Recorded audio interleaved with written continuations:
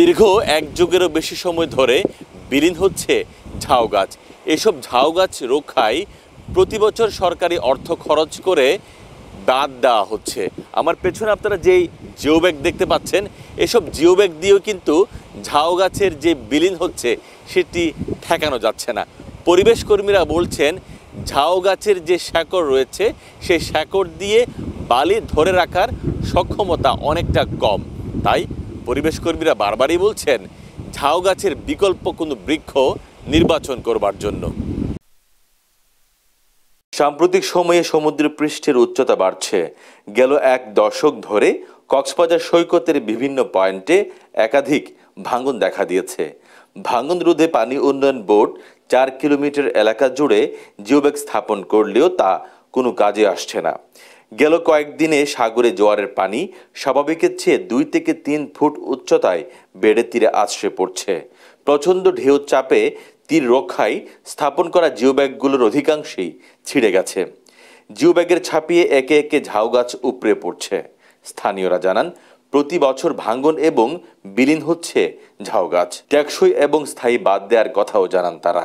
ঝাউ বাগান আগে এখান থেকে 1.5 কিলো ছিল ঝাউ বাগান। এখন শুধু জোয়ারের বর্ষাতে বল জোয়ারের পানি বেড়ে যাচ্ছে, মানে বেশি বৃষ্টি হওয়ার কারণে পানি উত্তাল হয়ে গেছে, সেজন্য ভেঙে যাচ্ছে। সৌন্দর্য ছিল, ওই সৌন্দর্যটা আস্তে আস্তে বিলীন হয়ে যাচ্ছে। আমরা আশা করব আগামী কয়েকদিনের মধ্যেই অতি তাড়াতাড়ি পদক্ষেপ নেবে, যাহাতে কক্সবাজারের একটা সৌন্দর্যকে বীজকে রক্ষা করার জন্য আমরা সেই আহ্বান জানাচ্ছি। পানি উন্নয়ন বোর্ড বলছে ভাঙন রোধে কক্সবাজার শহরের নাজিরার টেক থেকে লাবণী পয়েন্ট পর্যন্ত 6 কিলোমিটার এলাকা জুড়ে প্রতিরক্ষা বাঁধ তৈরি হবে। শীঘ্রই হবে কিনা সে বিষয়ে কোনো স্পষ্ট ধারণা দিতে পারেনি পানি উন্নয়ন বোর্ড। তবে এই প্রকল্প হলে ভাঙন রোধের পাশাপাশি ঝাউবন এবং বালিয়াড়ি রক্ষা পাবে বলে জানান সরকারি এই কর্মকর্তা। নাজিরার টেক থেকে শুরু করে লাবণী পয়েন্ট পর্যন্ত যে অংশটা আছে, এর মধ্যে ধরেন বিভিন্ন সরকারি গুরুত্বপূর্ণ স্থাপনাগুলো আছে।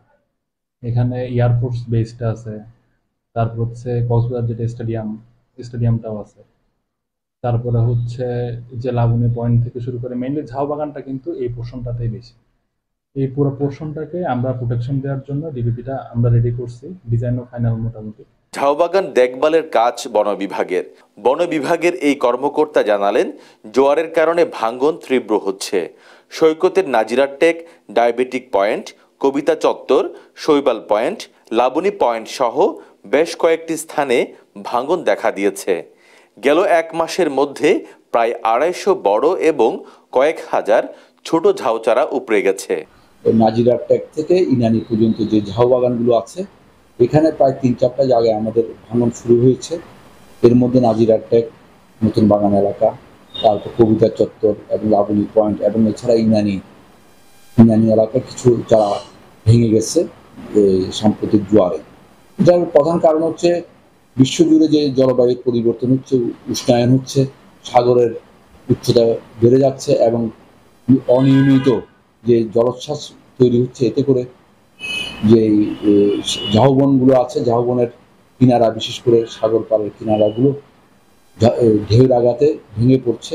আমাদের প্রায় 1.5 থেকে 200 বড় গাছ, ঝাউ গাছ এবং 3 থেকে 4 হাজার ছোট চারা গাছ ইতিমধ্যে বিলীন হয়ে গেছে।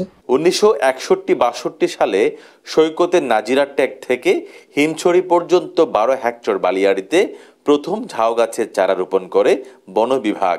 এরপর 1974 সালে বঙ্গবন্ধু শেখ মুজিবুর রহমানের উদ্যোগে ঝাউ বাগানের আয়তন বাড়ানো হয়। 1972-73 সাল থেকে বিভিন্ন সময়ে কক্সবাজার সমুদ্র সৈকতের ডায়াবেটিক পয়েন্ট, লাবণী, কলাতলি, উখিয়ার ইনানি, সোনারপাড়া, টেকটাফের বাহারছড়া, মহেশখালিয়া পাড়া, সাবরাং উপকূলে প্রায় 500 হেক্টর বালিয়াড়িতে 12.5 লাখ ঝাউ গাছের চারা রোপণ করে।